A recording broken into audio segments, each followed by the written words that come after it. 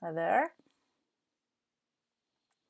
It's Sandy Shellis and impromptu afternoon YouTube because it struck me, and I have not been in the most uh, happy of moods or cheerful of moods, and depression is an easy thing to happen to people to people everywhere, but especially in the climate change community, abrupt climate change community, because look what we deal with, or look what we know, look what we see. We follow the science, and we really we're really there.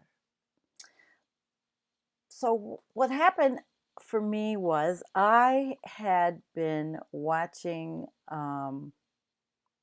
Extinction Rebellion Roger Hallams video from the other day, Time to Act Now. And I liked it. I enjoyed it. There was a comment on it by somebody named Everyman Jack. And I took the comment and I decided I would use it in a post because I thought, well, it was a pretty kind of a blue post, kind of a blue comment. And, well, here we go. I'm going to read it to you. But what's best are the comments after that. And that's a big part of why I'm reading it, okay? And so, hi, Chris Foster, and let's see what color you are today, commenters. No, you're green, which is perfect. And I'm not going to talk about, depression, but I am going to talk about this, the comment. And so, the Arctic is on fire. Siberia is on fire. Alaska is on fire. Greenland is on fire. Methane hydrate is bubbling up from the East Siberian Arctic Shelf. The Arctic sea ice is almost gone. The Antarctic is melting 100 times faster than previously thought. The ozone layer, which shields all living things from the deadliest elements of the sun's radiation, is being destroyed by the moisture from warmer oceans reaching the stratosphere. We are living at the dawn of the age of human extinction. It's not part of God's great plan because there is no God. Just a reckless mankind who invented a God to sanction their destruction of this beautiful planet. Now that we have raped and pillaged this forever giving earth without remorse to the point of destruction, we are the ones who have to pay the price. The price has to be paid with your life and with the life of all those you love. Mankind is an evolutionary aberration, and nature has decided to end the experiment. That was the comment that was left on the Roger Hallams video. So I thought it would spur discussion, and it did. And there's two really great comments that I'm going to read. And I'm sorry, I'm extremely uncomfortable. But here we go. The first comment was, they're not wrong. We have the ability to explore the cosmos and cheat nature by growing food and having medicine. But we are too dumb to control our own population and protect our ecosystems. We are both nature's greatest accomplishment and the worst accomplishment. But here's a good one. This is a really good one. And hey, Brian. Oh, Brian says, I have to put it up because he's the helper. The green, thank you. Yes. Thank you. Thank you, thank you, thank you, thank you. Okay, let's go to the other comment. I digress. The other comment is, here we go. Well, she says, yes and no. I totally agree that we are very near the end of the human species lifespan. And a lot of other species will go down too. But I reject the moral outrage implied by the tone of this message. Sorry, guys. Okay, don't get me wrong.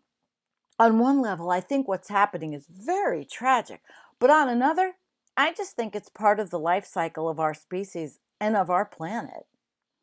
We humans always tend to hold ourselves above all other species, both in terms of what we think we deserve and in terms of what we think we ought to be able to overcome.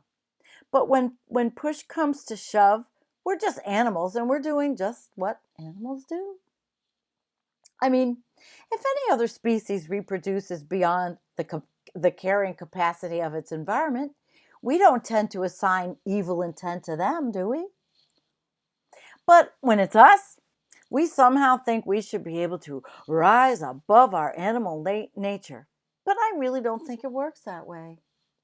The thing is, all of this stuff that we greenies are currently railing against are things that have, up until now, served us pretty well. Reproducing as much as possible, altering our environment, finding sources of fuel. These are survival techniques. They are the very things that have allowed our species to flourish in the first place. And the more I learn about this, the more I think that the whole notion of a steady state civilization is really just fanciful thinking on our part. I'm not boozing it up. Who's saying that to me? I don't drink. Very rarely. I can't believe you said that. No. No, actually, I was crying earlier over everything. Okay, so here we go. In short, she says, I think what's happening is an inevitable byproduct of our success. Can we curse our current situation? Oh, you thought this was an alcoholic drink? Oh my God, no, it's a vitamin drink. It's it's got all kinds of nutrients and vitamins in it, stuff like that. All right. Can we curse our current situation? Sure. But we also have to recognize that without it, all of it, fossil fuels, growing population, chemicals, drugs, farming, civilization, all of the things people are starting to see as evil, most of us would not even be here in the first place. This is karma at work. It is not part of some good versus evil paradigm. It's simply a very long and complicated chain of cause and effect. We have benefited tremendously along the way, but we have also sown the seeds of our own destruction.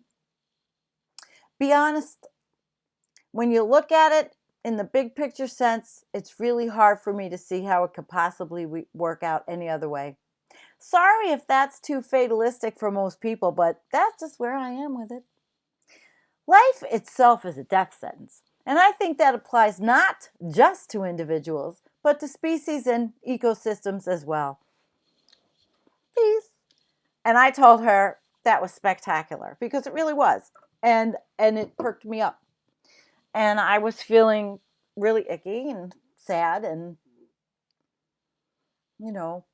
I think the Endangered Species Act bullshit that's going on in the United States got to me yesterday. I mean, it's like every single thing that happens in our country. And then there's a new article by Umir Haque. Holy shit. That article is unbelievable. It's called Why the Mega Capitalist Global Economy America Made is Imploding. And it's Umir Haque, and I am not reading it. I got it in Carolyn Baker's newsletter, and it is chilling, because when you read it, if you're a little bit older, you also realize that you lived through it. I did. So let's see what's going on here before I make this a shorty, because oh, did I not make anybody a mod? Any mods here have a link to share? Hi, human. Anyway, let's see. Oh, I don't think it, wait. I don't really think that Sandy was a joke. Oh, my paranoia about drinking. Well, no, I really, maybe it's because I use medicinal legal um, vape, you know, and for supposedly it's supposed to be a pain reliever. So it does get you a little bit of a, that the slanty eyed look, but I guess that was what the thing is, it's an easy thing to be paranoid these days, guys. Just is. But anyway, I thought you were a mod bumble squid, but I don't know if I can do that right now. Let's see. Okay. The voodoos. Hello, dear person. Methane hydrate is bubbling up from the East Siberian Arctic Shelf. The Arctic sea ice is almost gone. Now, look, I didn't write it. I put it up because I took it from the comment section on Roger Hallams' video. I just thought it would be good to put up for other commentary. Sometimes people write neat things, but they're anonymous. And I don't have a lot of things to think anymore to write. I don't know. But let's see. Ed says, yeah, it seems that humans have always been destructive to nature and themselves. Well, yeah. And oh my gosh, if you read the Hake article that I just referenced, these are the kind of articles that get me in trouble. It's chilling. It's chilling of what happened. And we were part of it. We were living in the growth paradigm, put it that way. Let's see. The voodoos, what do you say? Incorrect. Atmospheric methane isotopes are not yet showing its signature in atmospheric reading. Arctic sea ice is unlikely to reach the 2012 low.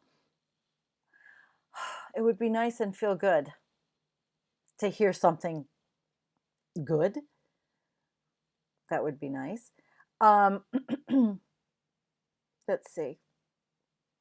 Well, listen, guys. Oh, Kim's here. That's right. Okay. You know what? I forget. She said 3 mods here. I forget that on this Ecamm Live, you can't see who's a mod. So anyway, I just thought it was interesting and I really liked the response. So I wanted to scare the shit. No, I didn't want to scare anybody. Actually, I wanted to use that post because of the comment that went with it. That really wasn't scary. That was a common sense comment. So I thought I'd share it with you. Hi, Keith. But if we all hold hands and sing Kumbaya, it'll be all right. Yeah. You know what? It's never going to be all right. I'm not going to go to the thing, I mean, we're all on if you're old enough to remember the B-52s, I'm living in my own private Idaho right now. And I hope, I think others can understand that. So, lightning rod, you say you get arrested trying to be invisible. Oh my gosh. Hey, I'm glad y'all joined me. I do these impromptu things, but I don't know, my mind sometimes puts stuff together and I really like the response that I read. So if you didn't hear it and you're joining late, go back and listen from the beginning. It was cool. It was cool. So I'm going to let y'all go. It was cool. Thank you for coming. It's a shorty. I can't sit long. But it's good. It was good. I know, Keith, you were being sarcastic. Everybody's getting very testy. I think something's going on out there. I don't know.